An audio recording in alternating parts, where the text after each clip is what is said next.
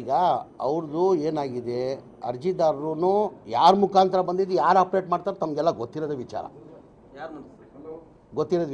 ಹೌದು ತಾನೆ. ಈಗ ಲೋಕಾಯುಕ್ತವರು ವರದಿ ಇನ್ನೂ ಕೊಟ್ಟಿಲ್ಲ, ನೀವು ಹೇಳ್ತಾ ಇರೋದು ಮಾಧ್ಯಮದವರು, ಇನ್ನೂ ಬಂದಿಲ್ಲ. ಇಲ್ಲ ಹೇಳ್ತಾ ಇರೋದು ಅವರು ತನಿಖೆ ಮಾಡಿದ್ದಾರೆ. ಈಗ ನಿಮಗೆಲ್ಲ ನಮ್ಮ ಇಡೀ ರಾಜ್ಯದ ಜನಕ್ಕೆ ಗೊತ್ತಿದೆ ಸಿದ್ದರಾಮಯ್ಯನ ಪಾತ್ರ ಏನಿದೆ. ಇದು ಸ್ವಾತಂತ್ರ್ಯ ಬರೋದು ಮುಂಚೆ ಲಿಂಗ ಅಂತ ಹೇಳ್ಬಿಟ್ಟು ಅವ್ರ ಜಾಗ ಪರ್ಚೇಸ್ ಮಾಡಿದ್ದು ಆ್ಯಕ್ಷನಲ್ಲಿ, DC ಆ್ಯಕ್ಷನ್ ಲ್ಯಾಂಡಲ್ಲಿ ಪರ್ಚೇಸ್ ಮಾಡಿರೋದು. ₹1 ಪರ್ಚೇಸ್ ಮಾಡ್ತಾರೆ ಯಾವಾಗ, ಸ್ವಾತಂತ್ರ್ಯಕ್ಕಿಂತ ಮುಂಚೆ. ಅದಾದಮೇಲೆ ಅವ್ರಿಗೆ 3 ಜನ ಮಕ್ಕಳಿರ್ತಾರೆ. 3 ಜನ ಮಕ್ಕಳಲ್ಲಿ ದೇವರಾಜ್ ಅಂತ ಒಬ್ಬ ಮಗ ಇರ್ತಾನೆ. ಈ ಭಾಗ ಏನು ವಿಜಯನಗರ 3 ಗುಂಟೆ ಚಿಲ್ಲರೆ ಏನೋ ಇದೆಯಲ್ಲ, ಆ ಜಾಗ ದೇವರಾಜ್ಗೆ ಹೋಗ್ತಾರೆ. ದೇವರಾಜ್ ಅವರು ಸಿದ್ದರಾಮಯ್ಯ ಅವ್ರು ಬಾಂಬೆದನ್ನು ಕೊಡ್ತಾನೆ. ಅವ್ರು ಬಾಂಬೆದವ್ರು ಕನ್ವರ್ಷನ್ ಎಲ್ಲ ಮಾಡಿ ಅಕ್ಕನಿಗೆ ಗಿಫ್ಟ್ ಕೊಡ್ತಾರೆ. ಇದಲ್ಲಿ ಸಿದ್ದರಾಮಯ್ಯ ಪಾತ್ರ ಏನಿದೆ? ಸಿದ್ದರಾಮಯ್ಯ ರೋಲ್ ಎಲ್ಲಿದೆ? ಏನಾದ್ರು ಒಂದು ಇರ್ಬೇಕು ತಾನೆ, ಸಿದ್ದರಾಮಯ್ಯದ ಏನೋ ಒಂದು ಇರ್ಬೇಕು ತಾನೆ. ಈ ಸುಮ್ಗೆ ಸೃಷ್ಟಿ ಮಾಡಿದ್ದು ಏನಾಗಿದೆ. ಈಗ ಸಿದ್ದರಾಮಯ್ಯನಿಗೆ ಏನಾದ್ರು ತೊಂದರೆ ಕೊಟ್ಟರೆ ಕಾಂಗ್ರೆಸ್ ಪಕ್ಷ ಹಿನ್ನಡೆ ಆಗ್ತದೆ. ದೃಷ್ಟಿಯಲ್ಲಿ ಕೊಟ್ಟಿರೋದು ಮಾಡಿರೋದು ಇದು. ಈಗ ಟೋಟಲ್ 2015 ಹಿಡ್ಕೊಂಡು 2018ವರೆಗೂ 2015 ಹಿಡ್ಕೊಂಡು 18ಅಲ್ಲಿ ಸ್ಯಾಂಕ್ಷನ್ ಆಗಿದೆ. ಹಿಂದಿನ ಸರ್ಕಾರದಲ್ಲಿ ಸಿದ್ದರಾಮಯ್ಯ ಅವರು ಮುಖ್ಯಮಂತ್ರಿ ಇರುವಾಗ 1,80,253 ಮನೆಗಳು ಸ್ಯಾಂಕ್ಷನ್ ಆಗಿದೆ. ಯಾವಾಗ ಸಿದ್ದರಾಮಯ್ಯ ಅವರು ಮುಖ್ಯಮಂತ್ರಿ ಅದೇ ಥರ ರಾಜೀವ್ ಗಾಂಧಿ ಸ್ಕೀಮ್ ಅಂತ ಇದೆ, ರಾಜೀವ್ ಗಾಂಧಿ HP ಸ್ಕೀಮ್ ಅಂತಾರೆ, ಸೇಮ್ ಸ್ಲಮ್ ಟೈಪ್. ಅದು 47,860 ಮನೆಗಳು, ಒಟ್ಟಾಗಿ 2,30,000 ಮನೆಗಳು ಹಿಂದಿನ ಸಿದ್ದರಾಮಯ್ಯ ಸರ್ಕಾರ ಇರುವಾಗ ಸ್ಯಾಂಕ್ಷನ್ ಆಗಿದ್ದು. ಅದಾದಮೇಲೆ ಒಂದು ಮನೆಯೂ ಸ್ಯಾಂಕ್ಷನ್ ಆಗಿಲ್ಲ, ಒಂದು ಮನೆಯೂ ಕೊಡೋಕ್ಕೆ ಸಾಧ್ಯ ಆಗಲಿಲ್ಲ. ಏನಾರ BJP ಅವರು ಸ್ಲಮ್ ಬೋರ್ಡಲ್ಲಿ ಒಂದು ಮನೆ ಕೊಟ್ಟಿದ್ದೀನಿ, ರಾಜೀವ್ ಗಾಂಧಿ HP ಸ್ಕೀಮಲ್ಲಿ ಒಂದು ಮನೆ ಕೊಟ್ಟಿದ್ದೀನಿ ಅಂದರೆ ನಾನು ನಾಳೆನೇ ರಾಜಕೀಯದಿಂದ ನಿವೃತ್ತಿ ತೊಗೊಳ್ತೀನಿ. ಏನಕ್ಕೆ ಅವ್ರು ಕೊಡೋಕ್ಕೆ ಸಾಧ್ಯ ಆಗಿಲ್ಲ ಅಂದರೆ ಒಂದು ಮನೆಯೂ ಸ್ಯಾಂಕ್ಷನ್ ಮಾಡಿಲ್ಲ, ಒಂದು ಮನೆಯೂ ಕೊಡೋಕ್ಕೆ ಸಾಧ್ಯ ಆಗಿಲ್ಲ. ಕಾರಣ ಅಂದರೆ ಒಂದು ಮನೆ ಕಟ್ಟಬೇಕಾದ್ರೆ 7.5 ಲಕ್ಷ ಆಗ್ತದೆ. ಕೇಂದ್ರ ಸರ್ಕಾರದಲ್ಲಿ ಏನು ಮಾಡ್ತಾರೆ, ಪ್ರಧಾನ ಮಂತ್ರಿ ಆವಾಸ್ ಯೋಜನಾ ಅಂತೇಳ್ಬಿಟ್ಟು 1.5 ಲಕ್ಷ ಸಬ್ಸಿಡಿ ಕೊಡ್ತಾರೆ. 18% GST ಹಾಕಿ ಹಿಂದೆಯಿಂದ 1,38,000 ವಾಪಸ್ ತೊಗೊಳ್ತಾರೆ. ಆ ಕಾರಣಕ್ಕೆ 7.5 ಲಕ್ಷ ಕಾಸ್ಟ್ ಆಯಿತು. ಈಗ 1.5 ಲಕ್ಷ ಕೇಂದ್ರ ಸರ್ಕಾರ ಕೊಡ್ತಾರೆ, ರಾಜ್ಯ ಸರ್ಕಾರ 1,20,000 ಕೊಡ್ತಾರೆ.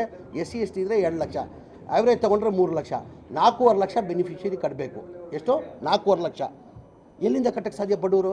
ಈಗ ಟೋಟಲ್ ಬೆನಿಫಿಷಿಯರಿ ಪೇಮೆಂಟ್ ನಂಬರ್ ಬೇಕಾಗಿರೋದು ರಾಜೀವ್ ಗಾಂಧಿ ಮತ್ತು ಸ್ಲಮ್ ಬೋರ್ಡ್ಗೆ 2,30,000 ಮನೆಗೆ 9,500 ಕೋಟಿ ಬರಬೇಕಾಗಿತ್ತು.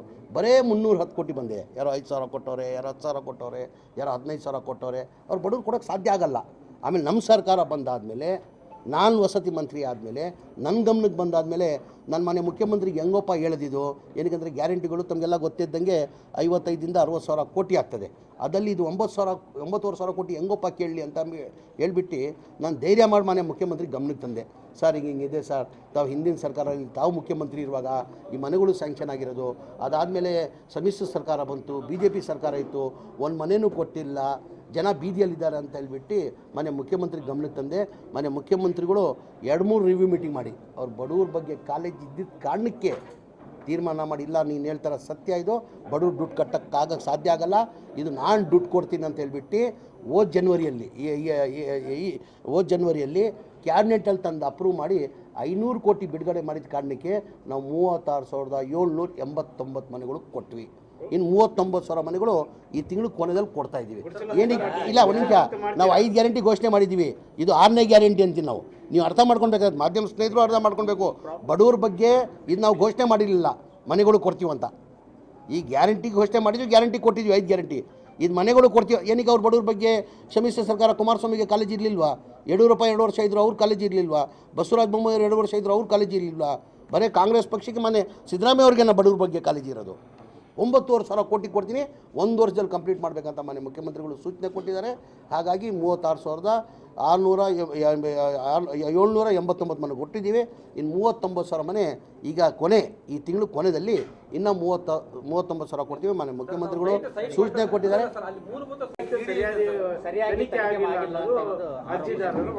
ಈಗ ಅವ್ರದ್ದು ಏನಾಗಿದೆ, ಅರ್ಜಿದಾರರು ಯಾರ ಮುಖಾಂತರ ಬಂದಿದ್ದು, ಯಾರು ಆಪ್ರೇಟ್ ಮಾಡ್ತಾರೆ ತಮಗೆಲ್ಲ ಗೊತ್ತಿರೋದು ವಿಚಾರ. ಹೌದು ತಾನೆ. ಈಗ ಲೋಕಾಯುಕ್ತವರು ವರದಿ ಇನ್ನೂ ಕೊಟ್ಟಿಲ್ಲ, ನೀವು ಹೇಳ್ತಾ ಇರೋದು ಮಾಧ್ಯಮದವರು, ಇನ್ನೂ ಬಂದಿಲ್ಲ.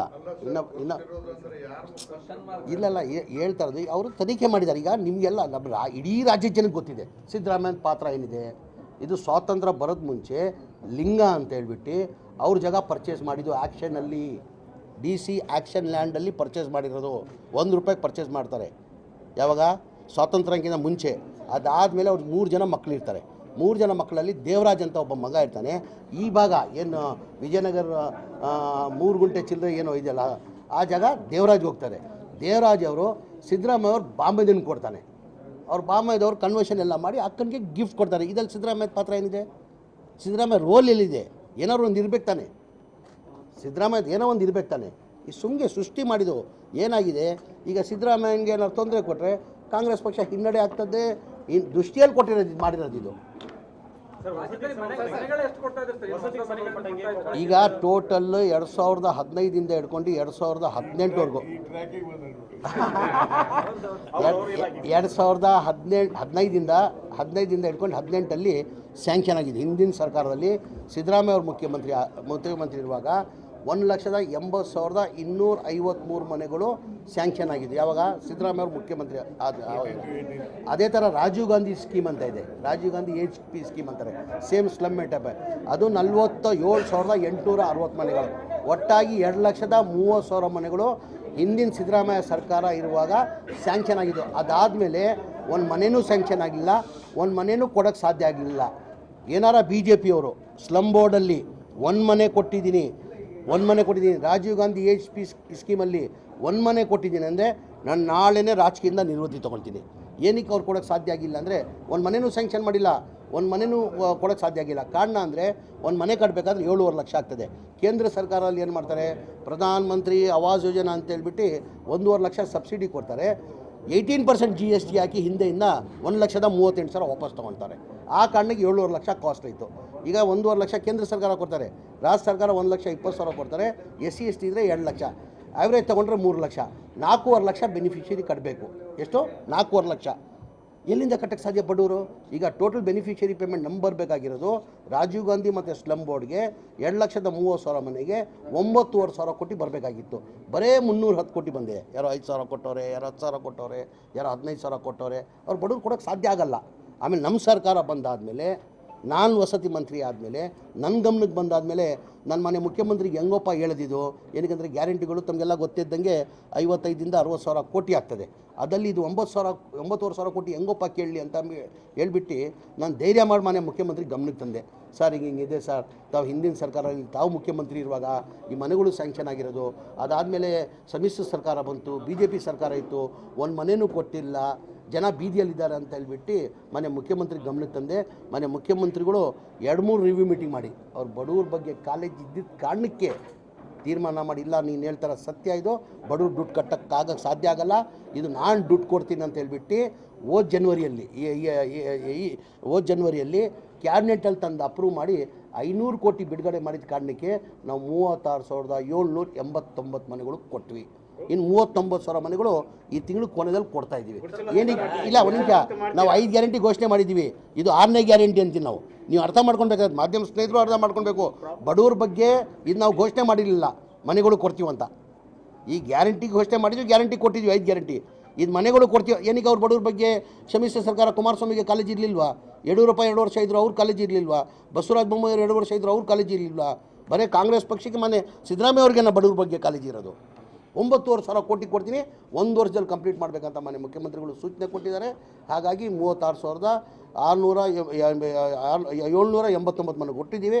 ಇನ್ನು 39,000 ಮನೆ ಈಗ ಈ ತಿಂಗಳು ಕೊನೆಯಲ್ಲಿ ಇನ್ನೂ 39,000 ಕೊಡ್ತೀವಿ. ಮನೆ ಮುಖ್ಯಮಂತ್ರಿಗಳು ಸೂಚನೆ ಕೊಟ್ಟಿದ್ದಾರೆ.